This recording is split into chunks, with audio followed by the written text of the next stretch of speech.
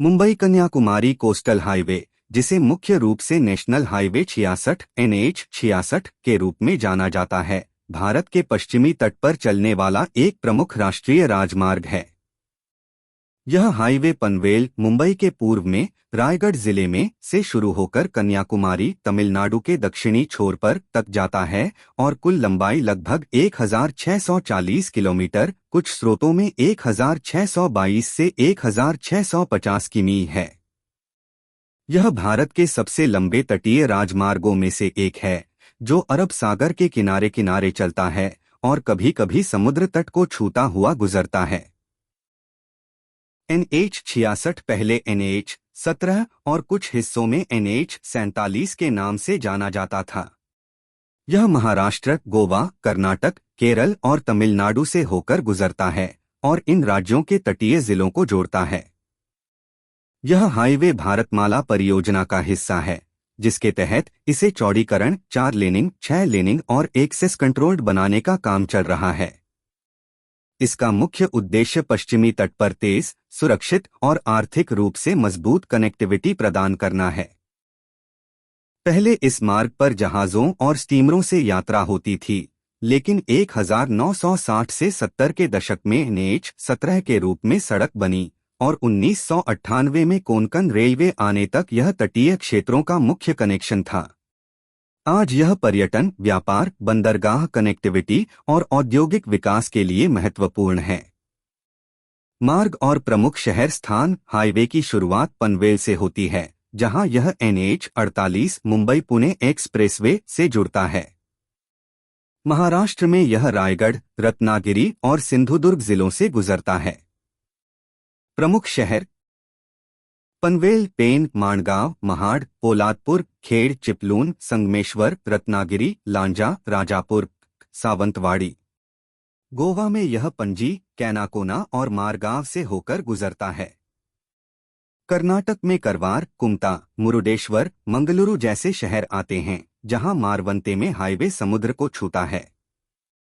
केरल में थलास्सेरी, अलप्पुझा, कोच्चि, कोल्लम आदि प्रमुख हैं और तमिलनाडु में कन्याकुमारी पर समाप्त होता है। यह हाईवे पश्चिमी घाट के समानांतर चलता है, जिससे डोंगरों, नदियों और समुद्र के खूबसूरत नज़ारे मिलते हैं। निर्माण और वर्तमान स्थिति: जनवरी 2026 तक NH 66 को 4 लेन बनाने का काम भारतमाला परियोजना के तहत चल रहा है, जिसमें 60 मीटर चौड़ा रोड महाराष्ट्र और कर्नाटक में और कुछ जगहों पर 45 मीटर गोवा और केरल में प्रस्तावित है।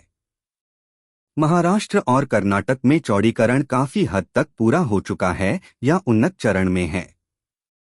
गोवा मुंबई हिस्सा लगभग 466 से 471 किमी 11 चरणों में बन रहा है, जो मुंबई कन्याकुमारी आर्थिक कॉरिडोर का हिस्सा है।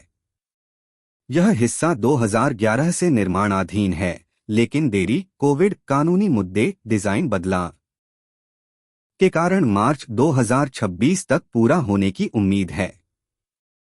पहले 2024 या 2025 का टारगेट था, लेकिन अब अंतिम चरण में है। केरल में चौड़ीकरण बाकी है, जहां स्थानीय विरोध और संकरी चौड़ाई की मांग है। कुल मिलाकर मुंबई से थलापादी, कर्नाटक केरल बॉर्डर तक 4 लेनिंग पूरी हो चुकी है और केवल केरल का हिस्सा बाकी है। लागत और फंडिंग: पूरा प्रोजेक्ट, चौड़ीकरण और अपग्रेड की अनुमानित लागत हजारों करोड़ में है, लेकिन मुंबई गोवा हिस्से की लागत अलग अलग पैकेज में बंटी हुई है। NHAI द्वारा EPC और हैम मोड में काम हो रहा है। पर्यावरण और भूमि अधिग्रहण चुनौतियां हैं, खासकर गोवा और केरल में, जहां मैंग्रोव जंगल और स्थानीय विरोध है।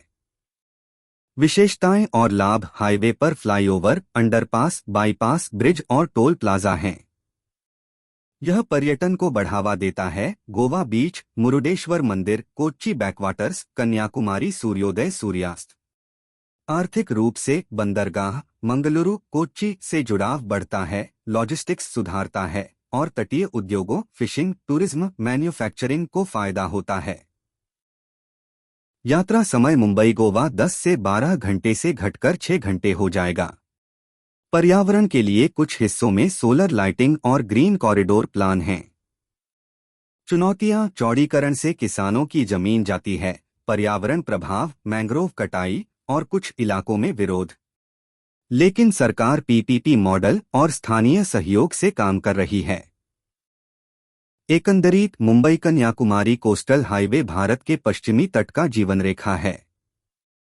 2026 में जब मुंबई गोवा हिस्सा पूरा होगा तो पूरा कॉरिडोर तेज और आधुनिक बनेगा, जो पर्यटन, व्यापार और विकास को नई गति देगा। यह केवल सड़क नहीं, बल्कि भारत के तटीय सौंदर्य और आर्थिक एकता का प्रतीक है।